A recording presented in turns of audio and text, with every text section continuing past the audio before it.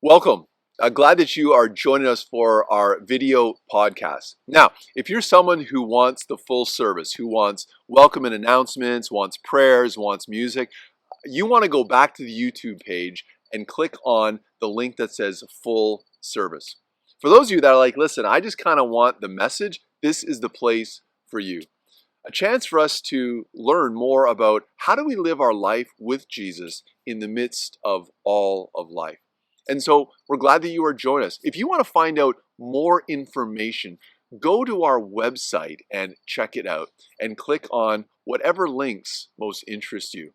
We're so glad that you're joining us. We look forward to continuing to connect with you and engage with you. If you have questions, if you have suggestions, if you have things you'd like to ask us about, the best person to connect with is Leah. She is the one who would love to connect with you online in a way to help you grow in your faith wherever you are at. Well, thanks for joining us. Let's jump into this week's teaching. And so welcome. Glad you are joining us again this week. Before we get rolling into this week's teaching, which is going to be about communion, I want to ask you a favor. And basically, we want to see who is watching on the other side. And so can you do me one real simple thing?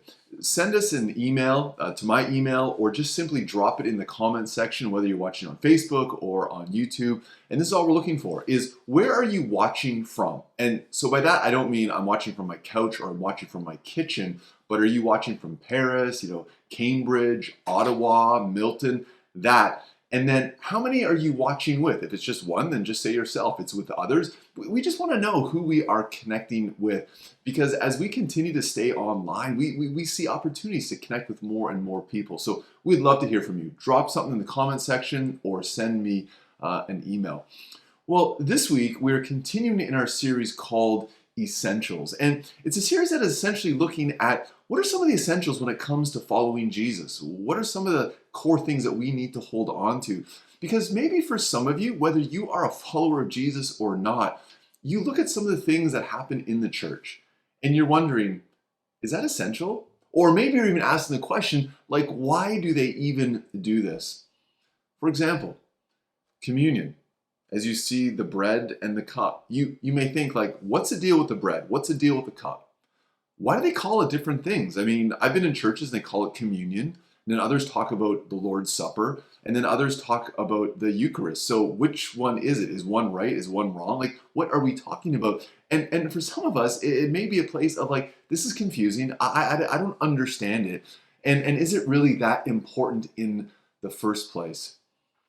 And so today, I really hope that not only will it become more clear in terms of what communion is, what it represents, but how it becomes meaningful in the midst of our lives. This series is really based on the beginning of the movement of Jesus, that following Jesus' death and then resurrection, there was a small group of individuals. It started with 120 that were carrying on the ministry that Jesus had begun. That as Jesus ascended into heaven, he's like, I want you to go and make disciples. I want you to baptize. I want you to teach them. And remember, I will be with you always.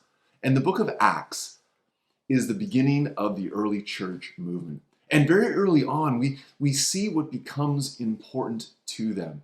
And in Acts chapter 2, as this movement is beginning to grow, it's gone from 120 to over 3,000, we get a real good insight as to what was important. And I just want to pull out two real quick verses to help set the context around, why do we celebrate communion? What is it all about? In Acts 2, verse 42, it says this: all the believers devoted themselves to the apostles' teaching, and to fellowship, and to sharing in meals, including the Lord's Supper, and to prayer. They worshiped together each day, met in homes for the Lord's Supper, and shared their meals with great joy and generosity. It's right there, very early on. We see that the early church, these first followers of Jesus, shared in the Lord's Supper. They celebrated communion. And the question we start with is like, why? Is this something they've been doing for a long time? Actually, no. It's something that had only been going on for literally a couple of months. It was something that was relatively new. And guess what? It was something that Jesus taught them about. So if we really want to understand like why 2,000 years later do we celebrate communion, we go back to the example of Jesus. Real quickly, the context is this. It's on the night before Jesus is to be crucified. And so such a pivotal time in Jesus' ministry where Jesus is not only teaching his disciples, but he's showing them things that are going to be critical and essential to following him. And it's right here that his disciples have come to Jerusalem to actually celebrate another significant celebration for the nation of Israel. The Jewish people celebrated Passover every single year because long in their history, it was a recognition of when God came and delivered them, saved them from slavery at the hands of the Egyptians. And so every year, the Jewish people would gather and celebrate Passover to remember, to give thanks, and to recognize what God had done in their past to save them. And it's right here, when Jesus has gathered together with his disciples, about to celebrate something incredibly meaningful for the Jewish people, that Jesus takes them a step further. So let's jump in. Mark chapter 14, beginning in verse 12, this is what we read. On the first day of the feast of unleavened bread, when the Passover lamb is sacrificed, in the evening Jesus arrived with the 12. As they were eating, Jesus took some bread and blessed it. Then he broke it in pieces and gave it to his disciples, saying, "Take, for this is my body." He then took a cup of wine and gave thanks to God for it. He gave it to them, and they all drank from it. And he said to them, "This is my blood, which confirms the covenant between God and his people. It is poured out as a sacrifice for many." It's right here, on that night when seemingly for the disciples everything was about to go wrong, that Jesus did something completely new. He took what was familiar to them, the celebration of Passover, and he took it a step further. For the Jews, Passover celebrated God saving them from slavery. But Jesus was giving them a practice to be reminded of everything that was about to happen. Because Jesus knew the following day he was going to be crucified. He was going to be brought to the cross. And there was going to be confusion. There was going to be misunderstanding. But this was a pivotal moment. It's here that Jesus was transferring from, yes, God has saved you in the past from the slavery of the Egyptians. But through my death and then my resurrection, I will save you from the bondage of sin. It's why Jesus took bread and he broke it and he says, "This is my body, which will be broken for you." It was a symbol of this incredible act of love that he was going to do. It's why Jesus then took the cup and says, "This cup is a new covenant, which shall be sealed with my blood. For without the shedding of blood, this will be the ultimate sacrifice of how I too will save you from your sins." Communion, the Lord's Supper, the Eucharist, represents what is so significant when it comes to us following Jesus. Why do we celebrate communion? Because communion represents not only what Jesus did, it recognizes who Jesus is. Let me unpack this for us real quickly. What Jesus did. Have you ever wondered and asked the question, like, why is the cross the symbol of the Christian faith? I mean, why not the empty tomb? Why not a dove? Why not a heart? Why not something? Why the cross? Because the cross represents the greatest act of God's love for us.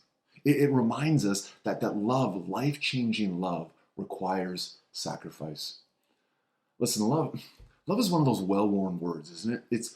It's a word that often we like to use to describe so many things. But oftentimes when we speak of love, we speak of conditions or we speak of emotions. We even talk about how we fall into love and we fall out of love. And so is this what we talk about when we speak of God's love for us? No, it's something entirely different. It's a love that is not based upon conditions. It's not based upon emotions. It's not based upon, well, today I feel like loving, but tomorrow I won't. No, it's based upon God's commitment to us that is demonstrated through sacrifice. I don't know about you, and you can push back on me a little bit on this, but I believe the greatest example of love is not in how it makes you feel, but what rather in the sacrifice you are willing to make. I mean, think about it from a human perspective. When we think of love and we think of the love that parents show their children, you talk to any parent as children, as you grow up and you become parents, or you have a better understanding, you begin to recognize the incredible sacrifices your parents have made for you. How they sacrifice financially, how they sacrifice physically, how they sacrifice emotionally, how they make sacrifices. And let's be honest, I'm a parent. I don't always feel like it. I don't necessarily even want to do it, but I recognize that in order for me to fully love my kids, regardless of how old they are, I need to make sacrifices for them. I remember when my kids were little and they would wake up in 2 a.m. in the morning, and I'd sit there and be like, I do not feel like getting out of bed. I do not feel like losing more sleep. But it was a sacrifice I was willing to make. As your kids get older and you wait up for them to come home, you too are making sacrifices. And this is only beginning to scratch the surface. Love requires sacrifice that is based upon commitment. And all of my examples pale in comparison to the incredible love that God has shown to us in Jesus, this sacrifice that he has made. And so why communion? It reminds us again of Jesus' sacrifice for you and for me. On that night, after Jesus had celebrated and broken bread and had them drink from the cup, and the disciples weren't really sure what was going on, they went off into the garden, and Jesus basically just asked his disciples, will you pray for me? Because Jesus knew what was about to happen, and his disciples couldn't even stay awake. And so Jesus goes off by himself, and he begins to pray, and essentially he prays to the Father, if there's any other way, take this cup from me. What Jesus was saying in that prayer is, I don't want to die for these people. He didn't feel like it. Yet he says, not my will, but yours be done. That is the sacrificial love of Jesus. That's why the cross is so significant. That's why we come and we celebrate communion. We recognize again what Jesus has done. But it's more than that. Communion also reminds us who Jesus is. There's a lot of talk, and maybe you land in this camp. Is Jesus a great teacher? Is Jesus a prophet? Is Jesus just an incredible moral example? Yes, but he's so much more. It's an understanding that Jesus is fully God, that Jesus was without sin, and so he took upon the sin of you and me and paid the penalty through dying on our behalf. You see, communion reminds us that as followers of Jesus, it's not about what we have to do. It's rather what God has done for us. Communion for me reminds us not only who Jesus is, but it's a declaration of my need for Jesus in the midst of all of life. And that's why the early church celebrated communion regularly. They celebrated in their homes. They just celebrated when they came together to keep their focus on Jesus, to be reminded of what is essential. And that is the sacrificial death of Jesus for them. So what's our takeaway? I mean, in a moment we're going to come and we're going to celebrate communion together. It might seem a little odd, but I really hope this is more than just a history lesson, because you can go away and say, like, oh, this is rather interesting, but rather, how does it begin to become meaningful for you? And this is where I land on the various names that we use to celebrate what Jesus instituted with his disciples. And I really hope that when we think of the other names, it doesn't bring confusion, but rather a greater richness in terms of what it is that we are celebrating. So, for example, when we call it the Lord's Supper, we're reminded that it was instituted by Jesus, that we keep our focus upon him, that when we come and we break bread and we drink from the cup, it's not about, are you Presbyterian, are you Baptist, are you Catholic, are you Pentecostal, but are you a follower of Jesus? Or the word communion.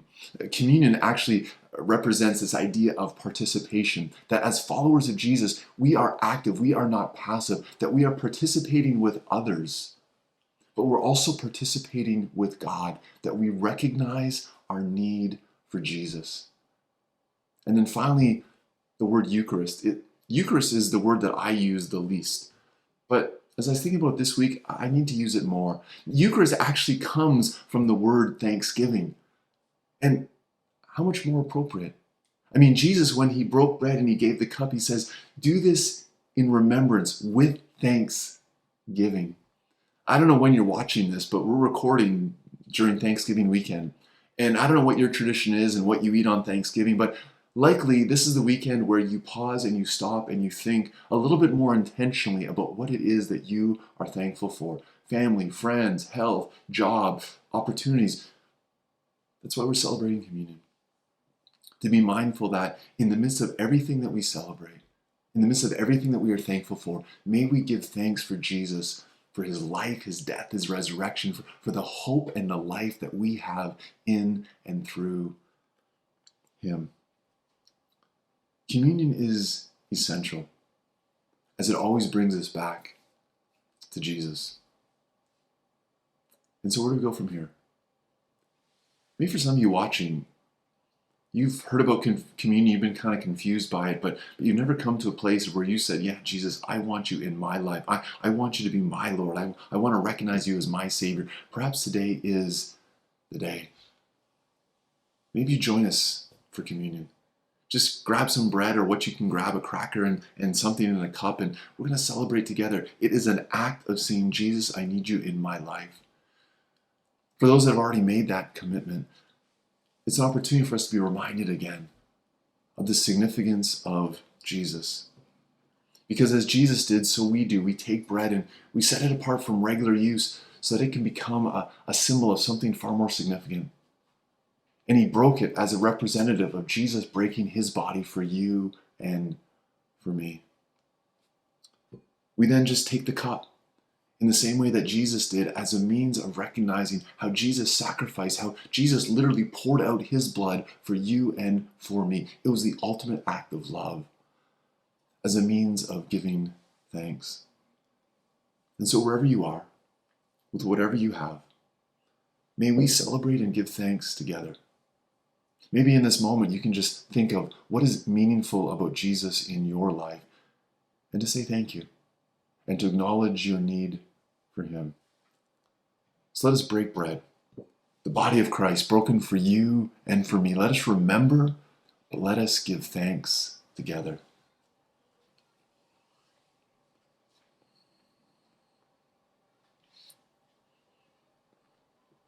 And then let us take the cup. Let us remember that this is the new covenant. This is the way that God establishes relationship with you and with me through the shedding of his blood for the forgiveness of our sins. So let us drink in remembrance, but also with thanksgiving.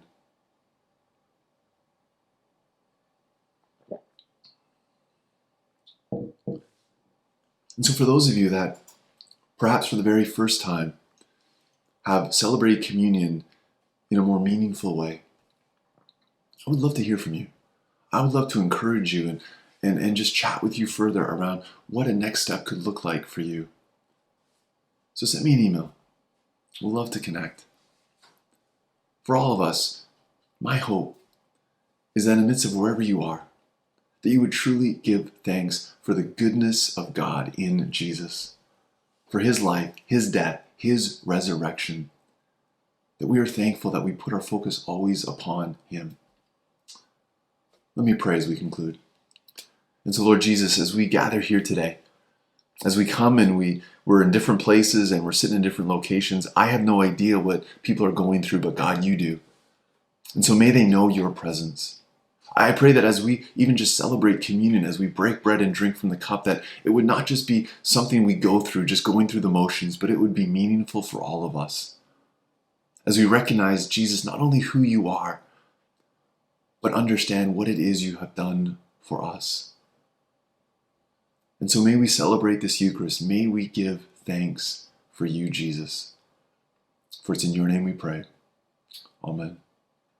And so now may the blessing and the love of God the Father, the grace and the mercy of our Lord Jesus Christ, and the peace and the comfort and the hope of the Holy Spirit be with you today and in all of your tomorrows. Amen.